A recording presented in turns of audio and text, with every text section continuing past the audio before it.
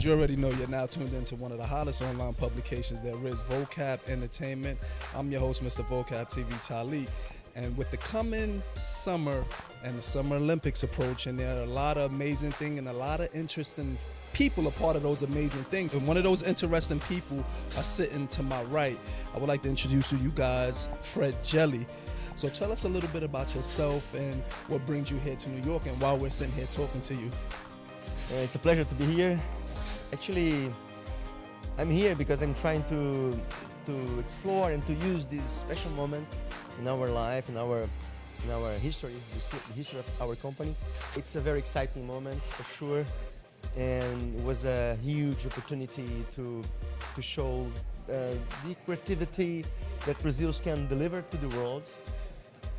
And the whole process was amazing. It was a huge bid.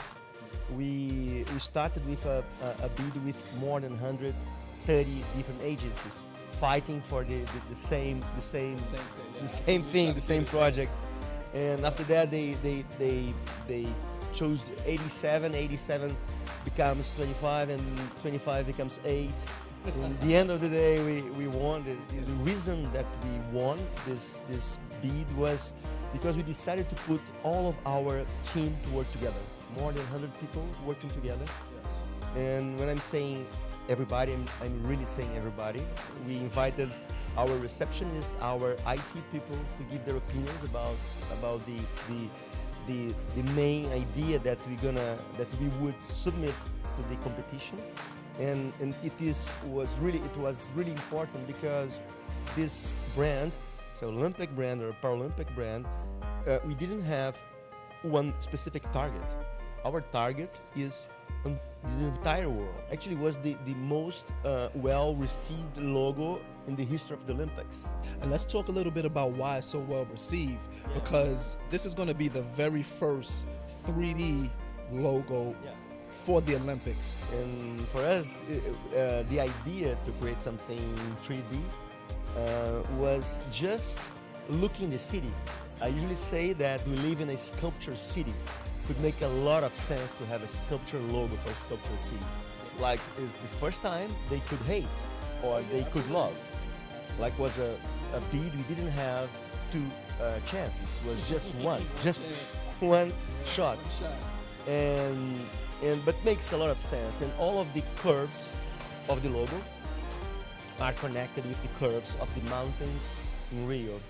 And the whole shape is inspired in the shape of the sugar loaf that actually is our most famous postcard. And everybody knows around the world this shape and this mountain, so specific shape. And we have it, but more than this, we have a very human brand. The brand is a representation of celebration, and a big hug, our really warm energy. We have this in our culture. I remember when I showed the logo to the president of the international, Jacques Hogg is the president of the International Olympic Committee. He told me, "Come on, Fred, I really think that this brand is perfect to Brazil because it's a big hug." And I usually travel around the world, and Brazil is the only place where I'm always received with hugs. And this makes a lot of sense. I'm a hugger too, I'm not gonna lie, I'm a hugger. Yeah, it's good, no?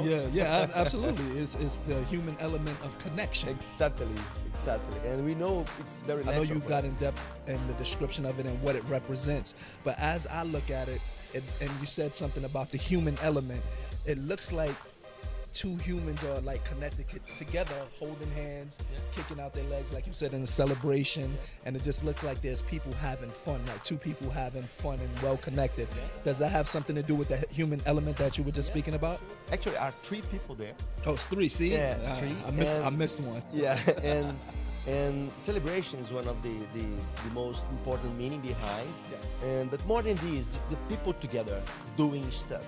We believe that we have a huge creative challenge ahead for humanity, and the only way to set it is really to stay together, to working together, and in a certain way represents the whole humanity connected together.